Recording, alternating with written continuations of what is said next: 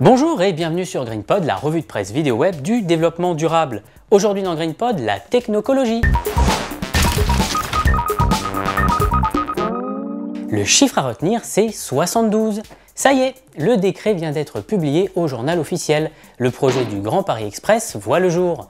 Ce métro automatique sera doté d'environ 200 km de voies nouvelles et 72 gares. La mise en service du premier tronçon sera opérationnelle dès 2018. Et d'ici à 2025, les collectivités locales et la région Île-de-France auront investi 20,5 milliards d'euros. Je serais curieux de connaître le prix du ticket. La ville de Boston a recruté 2 équipes chargées de concevoir un arbre synthétique urbain pouvant fournir les fonctions habituelles d'un arbre, entre autres la protection, l'ombre et la purification de l'air pour des zones urbaines qui ne peuvent pas permettre à un arbre de pousser. C'est ainsi que les designers Mario Caceres et Christian Canonico de la firme parisienne Influx Studio ont conçu le tripode.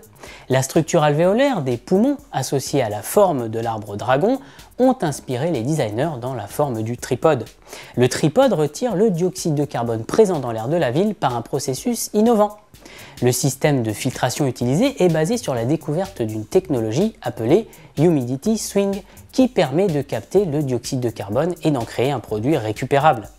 La canopée du tripode procure de l'ombre tout en contenant les bulbes pour filtrer l'air et des panneaux solaires. Le système solaire fournit l'énergie requise pour le système de filtration d'air et l'éclairage multicolore la nuit. C'est ça de confier des projets à des Parisiens.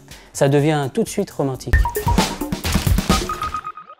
Jusqu'à présent, les recherches dans le domaine de la récupération d'énergie par nos mouvements portaient sur des systèmes piézoélectriques, des microgénérateurs qui ne produisent actuellement pas suffisamment d'énergie pour alimenter des équipements électroniques, quelques millivolts tout au plus. 2 professeurs de génie mécanique de l'université du Wisconsin, Tom Krupenkin et Ashley Taylor, ont possiblement trouvé comment récupérer une bonne partie de l'énergie mécanique perdue en marchant. Car en marchant, nous perdons l'équivalent de l'énergie requise pour faire fonctionner une lampe de poche, soit environ 20 watts qui se perdent en chaleur. Récupérer cette énergie pourrait nous permettre d'alimenter une panoplie d'équipements électroniques que nous utilisons quotidiennement. Téléphone mobile, ordinateur portable, caméra. C'est pourquoi nos 2 scientifiques ont décidé de créer leur start-up InStep NanoPower et de réaliser un prototype fonctionnel. Après l'iPod, l'iPhone et l'iPad, peut-être l'iShoes, qui sait.